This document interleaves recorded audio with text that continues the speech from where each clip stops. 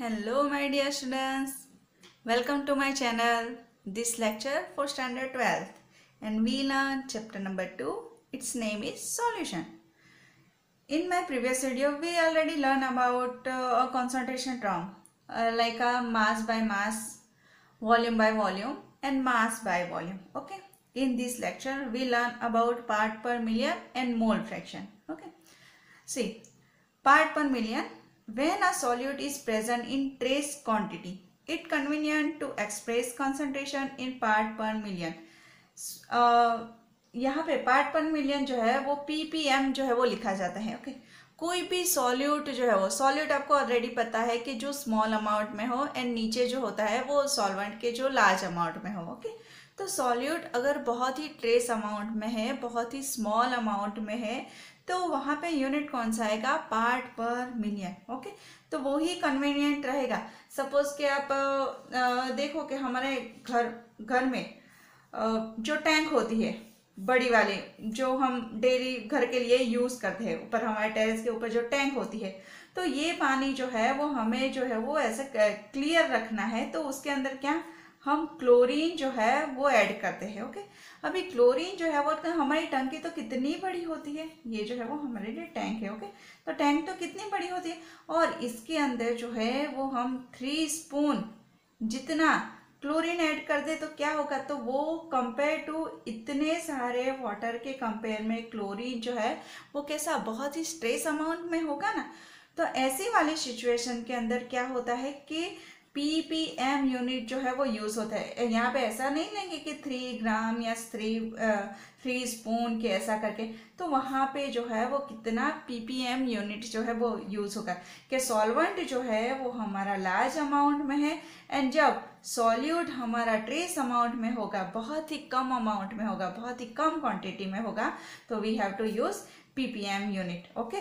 तो ये एटमॉस्फेयर के अंदर SO2 गैस देखे तो वो बहुत ही स्ट्रेस अमाउंट में होता है, तो वहाँ पे भी ppm यूनिट जो है वो यूज होता है. चलो, ppm equal to mass of solute by mass of solution into 10 power 6.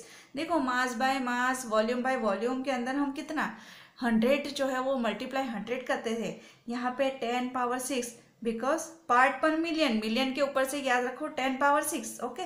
तो मास ऑफ सॉल्यूट लिखना है, नीचे मास ऑफ सॉल्यूशन टोटल, मतलब सॉल्यूट एंड सॉल्वेंट दोनों का प्लस करके इंटू 10 पावर 6. अगर ऐसा दिया है कि 3 ppm ग्लूकोज इन सॉल्यूशन, तो इसका मीनिंग होगा 3 gram glucose present in 10 power 6 gram of solution. मतलब ये 10 पावर 6 ग्राम ऑफ सॉल्यूशन जो है वो उसके अंदर 3 ग्राम कितना कम हो जाएगा, मतलब वो जो है वो बहुत ही ट्रेस क्वांटिटी में होगा. ओके. चलो, ppm by mass and ppm by volume होता है. ppm by mass, mass of that component in 1 million part of the mass of all the component. And volume के लिए होगा, यहाँ पे मास है तो मास के लिए लिखा है, वॉल्यूम जो है तो वॉल्यूम के लिए भी सेम ही रहेगा, सिर्फ वर्ड चेंज होगा, मास की जगह पे जो है वो वॉल्यूम आ जाएगा. Volume of that component in 1 million part by volume of all the component. इस क्वेश्चन करते हैं तो आपको इजीली पता चल जाएगा. चलो, O2 is dissolve in water as 8 into 10 power -4 gram O2 in 100 gram water. Find concentration of O2 in ppm. मतलब हमारा जो वाटर है उसके अंदर ऑक्सीजन जो है वो डिजोल्व हुआ होता है. ओके. वाटर का मॉलिक्यूलर फॉर्मूला देखे तो क्या होता है? H2O, ऑक्सीजन के साथ एक हाइड्रोजन एंड दूसरा हाइड्रोजन. ओके. तो ये जो है इसका हमें फाइंड करना है कि कितना ppm जो है वो ऑक्सीजन डिजोल्व हुआ होता है. ओके. किसके अंदर? 100 ग्राम ऑफ वाटर के अंदर. तो चलो फाइंड करते हैं. Number of ppm equal to mass of solute. Mass of solute क्या है हमारे लिए? सॉल्यूट जो है वो हमारा ऑक्सीजन है. Okay. And mass of solution दोनों का total into 10 power 6. Mass of solute कितना दिया है? 8 इंटू 10 पावर -4 एंड यहाँ पे ऑलरेडी दिया है कि 100 ग्राम ऑफ वाटर. सो यहाँ पे मास ऑफ सॉल्यूशन हमने 100 ग्राम ले लिया इंटू 10 पावर 6, क्योंकि पार्ट पर मिलियन के अंदर कितना है मल्टीप्लाई करते हैं 10 पावर 6. कैलकुलेट करेंगे तो 8 ppm जो है वो आ जाएगा. ओके. तो ऐसे जो है वो कोई भी अगर ट्रेस अमाउंट में है हमारे पास सॉल्यूट, तो हम वहाँ पे ppm के अंदर जो है वो काउंट करेंगे. तो ये हो गया हमारा फर्स्ट 4th नंबर का कंसंट्रेशन टर्म. अब आते हैं मोल फ्रैक्शन के ऊपर. चलो मोल फ्रैक्शन जो है ना, आप डेफिनेशन पढ़ोगे ना तो थोड़ा डिफिकल्ट लगेगा, ओके। बट यहाँ पे पहले समझ लेते हैं कि मोल फ्रैक्शन जो है वो क्या होता है। हमारे पास बीकर है, उसके अंदर A प्लस B जो है वो सॉल्यूशन दिया है, तो हमारा B जो है वो होगा सॉल्वेंट, ओके। एंड ऊपर से हमने ये जो है वो सॉल्यूट ऐड किया है, ओके। तो यहाँ पे दोनों के मोल फ्रैक्शन मतलब A के कितने मोल है एंड B के कितने मोल है वो हमें फाइंड करना है, ओके। तो मोल फ्रैक्शन फाइंड करना है तो हमें किसकी जरूरत पहले पड़ेगी, पहले नंबर ऑफ मोल्स की, नंबर ऑफ मोल्स की जरूरत पड़ेगी, देन जो है वो हम मोल फ्रैक्शन जो है वो फाइंड कर सकेंगे। समझे इतना, ओके। चलो स्टार्ट करते हैं। It is the ratio of number of mole of one component to the total number of moles solute plus solvent present in the solution. It is denoted by, it is called zeta. ये जो X जैसा symbol दिख रहा है ना, it is called zeta. Mole fraction of A, अगर ये solution के अंदर हमें ए जो है वो फाइंड करना था, number of moles of A by number of moles of A plus number of moles of B. तो देखो यहाँ पे क्या होता है कि हमें जो बी कर दिया है उसमें ए प्लस बी सॉल्यूशन है, तो अगर इसका हमें फाइंड करना है तो हम क्या लिखेंगे, mole fraction of A number of moles of A by total mole, total and total ऐसा लिखेंगे। तो क्या आएगा, number of moles of A by total कितना होता है N A plus N B, number of moles of A by total number of moles of solute and number of moles of solvent, okay. अगर mole fraction of B find करना है तो क्या लिखेंगे, number of moles of B by number of moles of A plus number of moles of B, okay. तो ये जो है वो हमें मिल जाएगा। दूसरी एक ट्रिक है कि मोल फ्रैक्शन जो है ना बेटा क्या होता है, zeta A plus zeta B equal to 1 होता है। अगर किसी एक का हमें पता है तो दूसरे का हम इजीली फाइंड कर सकते हैं। सपोज के यहाँ पे एक्स ए जो है वो पता है, तो therefore x A equal to 1 minus x B, okay.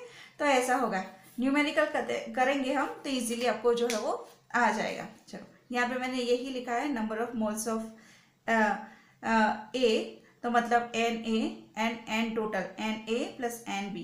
तो यहाँ पे मोल फ्रैक्शन ऑफ बी, तो n B by n A plus N B. N मैंने सिंबल किसके लिए लिया है, नंबर ऑफ मोल्स के लिए, मतलब एन लिखो तभी आपको पता चल जाए कि ये किसके लिए यूज हुआ है, नंबर ऑफ मोल। एक न्यूमेरिकल देख लेते हैं, थोड़ा एक इजी वाला देखते हैं कि आपको जो है वो अच्छे से समझ में आए।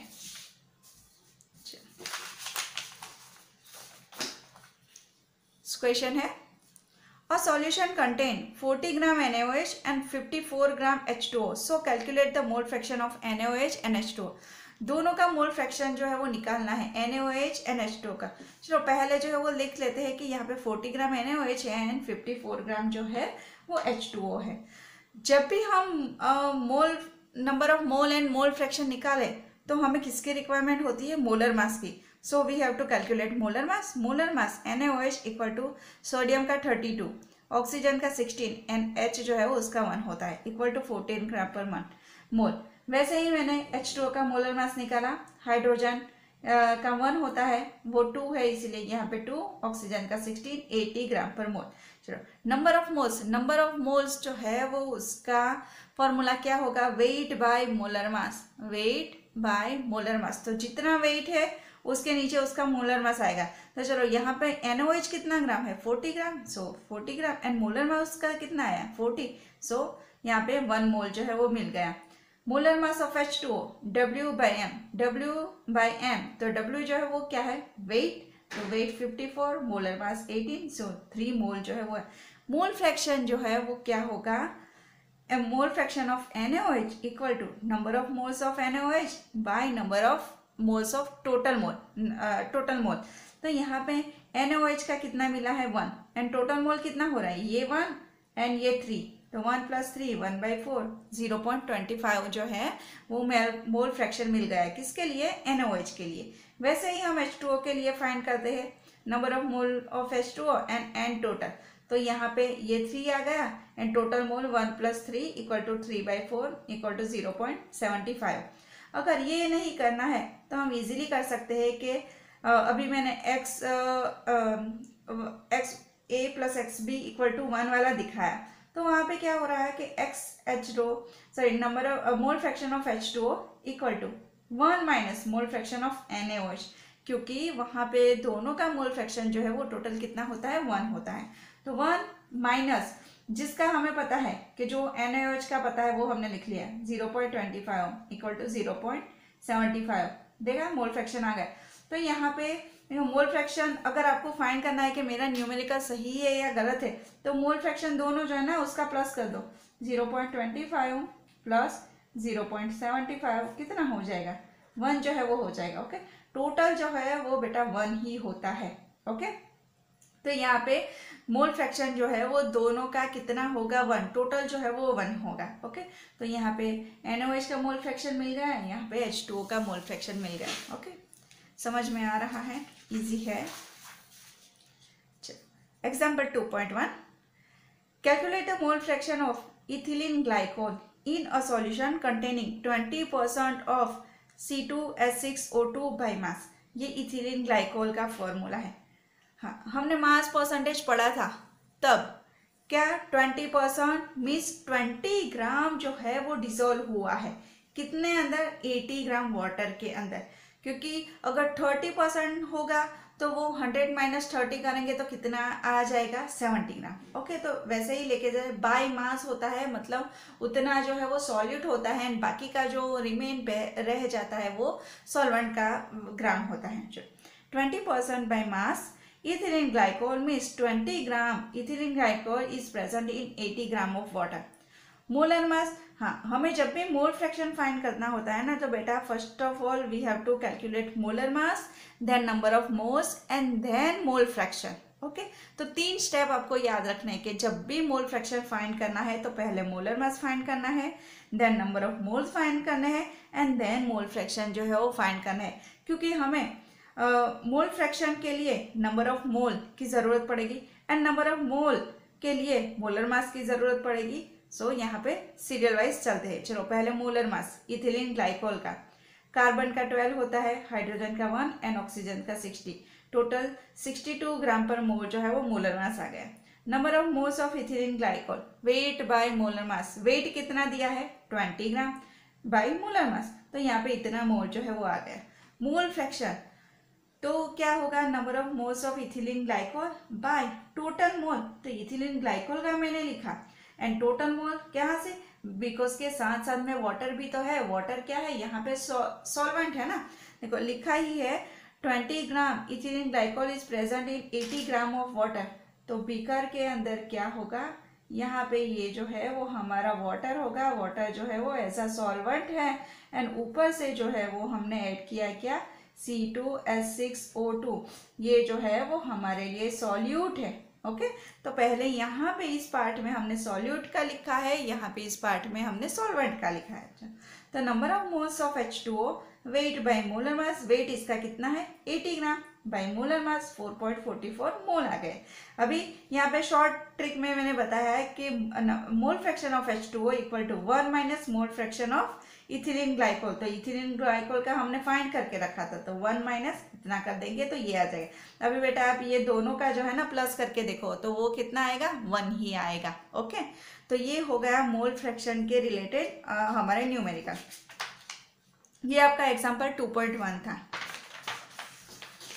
ये हो गया है। हाँ चलो, इंटेक्स क्वेश्चन जो है उसका 2.2, इंटेक्स क्वेश्चन 2.2, कैलकुलेट द इस लेक्चर में जितने भी मोल फ्रैक्शन के आपके चैप्टर के अंदर इंटेक्स क्वेश्चन एंड एक्सरसाइज के जितने भी मोल फ्रैक्शन के रिलेटेड क्वेश्चन है ना वो सब मैंने कवर अप कर दिया है। Intex question 2.2, calculate the mole fraction of benzene in solution contain 30% by mass in carbon tetrachloride. 30% by mass benzene means 30 gram benzene 70 gram carbon tetrachloride के अंदर डिसोल्व हुआ है। चलो, तो पहले किसकी रिक्वायरमेंट है, हम दोनों का मोलर मास फाइंड कर लेंगे। किसका, एक तो बेंजीन का, एक तो ये वाला बेंजीन दिया है एंड ये जो है वो कार्बन टेट्राक्लोराइड है। मास ऑफ C6H6, मास कितना है 30 ग्राम है, तो उसका मोलर मास, बेंजीन का फॉर्मूला C6H6 होता है, ये कैलकुलेट कर दिया 78 आ गए। Mass of carbon tetrachloride, carbon tetrachloride का मॉलिक्यूलर फॉर्मूला CCl4 एंड यहाँ पे मास कितना है, बेंजीन का 30 है तो 100 - 30 = 70 ग्राम। मोलर मास फाइंड कर देंगे, कार्बन का 12 होता है, क्लोरीन का 35.5, 154 ग्राम पर मोल आ गया। चलो, दोनों के नंबर ऑफ मोल्स फाइंड करना है and then mole fraction find करना है। नंबर ऑफ मोल्स का formula W/m, weight by molar mass, तो वेट क्या है बेंजीन का 30 एंड मोलर मास है 78, कैलकुलेट कर दिया। Number of moles of CCl4, weight by molar mass, weight इसका है 70 एंड मोलर मास है 154, कैलकुलेट कर दिया। चलो, mole fraction C6H6 = number of moles of benzene bye total number of moles. तो यहाँ पे बेंजीन का मोल हमने फाइंड करके रखा है, टोटल मोल ये जो है वो बेंजीन का मोल है एंड यहाँ पे ये जो है वो किसका है, कार्बन टेट्राक्लोराइड का। तो सब कैलकुलेट करके जो है वो यहाँ पे मोल फ्रैक्शन बेंजीन का आ गया एंड इसे जो है वो हम शॉर्ट ट्रिक में करेंगे कि मोल fraction of carbon tetrachloride = 1 - mole fraction of benzene. तो 1 - ये जो मोल फ्रैक्शन है माइनस करेंगे तो इतना आ जाएगा, ये दोनों का प्लस करोगे तो कितना आएगा, 1 जो है वो आ जाएगा। ओके, तो ये हमारा हो गया मोल फ्रैक्शन वाला कैलकुलेशन कि जब भी आपको फाइंड करना है कि हाँ मेरा ये आंसर राइट है या रॉन्ग है, तो ये दोनों का एडिशन करके देख लो, अगर वो 1 आता है तो आपका आंसर जो है वो राइट है। ओके, एक लास्ट वाला कि ये जो है वो 2011 में आया है, सो ध्यान देना अच्छे से। A solution contain 25% water, 25% ethanol, 50% acetic acid by mass. Calculate the mole fraction of each component.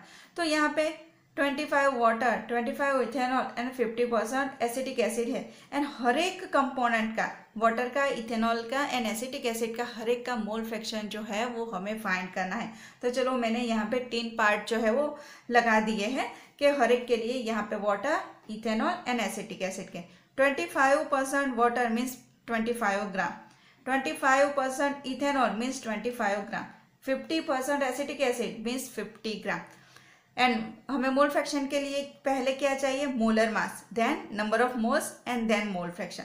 तो हर एक के मोलर मास काउंट करना है, इसका मोलर मास 80, इसका मोलर मास जो है कार्बन का 12, हाइड्रोजन का 1, ऑक्सीजन का 16 एंड हाइड्रोजन का 46 एंड इसके लिए भी मोलर मास फाइंड कर लेंगे, 60 ग्राम पर मोल आ जाएगा। तो पहले क्या किया, सभी तीनों के जो है वो मोलर मास जो है वो फाइंड कर लिए। देन अभी क्या करना है, number of mole, number of मोल का फॉर्मूला याद रखो, wait by molar mass, wait by molar मास याद रखना है। नंबर ऑफ मोल कैसे काउंट करेंगे, वेट बाय मोलर मास, ये जो है ना माइंड में फिक्स हो जाना चाहिए। तो number of mole of H2O, weight by molar mass, weight है 25 एंड मोलर मास है 18, इतने मोल आ गए। Number of moles of ethanol, wait by molar मास 25 है, मोलर मास 46 है, इतने मोल मिल गए। Number of moles of acetic acid, weight by molar mass 50 weight है एंड 60 जो है वो हमारा मोलर मास है, तो इतने मोल आ गए। चलो, मोल फ्रैक्शन फाइंड करना है, यहाँ पे 3 कंपोनेंट है। ओके, तो देखो, मोल fraction of H2O, number of moles of H2O bye total mole. तो यहाँ पे H2O के मैंने मोल डाल दिए एंड टोटल मोल किसके, H2O के, इथेनॉल के एंड एसिटिक एसिड के। तो यहाँ पे तीनों डिजिट जो है मैंने लिखे टोटल मोल, यहाँ पे कैलकुलेट करेंगे 1.388 बाय इन तीनों का प्लस करेंगे तो ये डिजिट जो है वो मिल जाएगा। वैसे ही हमने इथेनॉल के लिए वर्क करना है कि मोल फ्रैक्शन ऑफ इथेनॉल, तो number of moles of ethanol bye number of total mole. तो यहाँ पे इथेनॉल के मोल 0.543 लिखे bye total mole, total mole जो है वो यहाँ पे कैलकुलेट कर लिए थे, सो यहाँ पे डायरेक्ट डिजिट ही रखना है। तो यहाँ पे कैलकुलेट करेंगे तो 0.196 जो है वो आ जाएगा। And mole fraction of acetic acid equal to number of moles of acetic acid by total mole. तो यहाँ पे एसिटिक एसिड का मोल जो है वो हमने फाइंड किया था, तो 0.833 बाय टोटल मोल एंड यहाँ पे कैलकुलेट करेंगे तो 0.301 जो है वो आ जाएगा। तो सी यहाँ पे ये 3 जो डिजिट है ना, मोल fraction of H2O, mole fraction of ethanol and mole fraction of acetic acid, ये तीनों डिजिट का हम प्लस करेंगे तो क्या होगा कि 1 जो है वो आ जाएगा, क्योंकि मोल फ्रैक्शन जो है वो कितना होता है, 1 ही होता है। देखो यहाँ पे जो है पहले हमने ऐसा लिया था 1, तो अगर A plus B plus C plus D कुछ भी हो तब भी जो है वो मोल फ्रैक्शन कितना होगा, 1 ही होगा।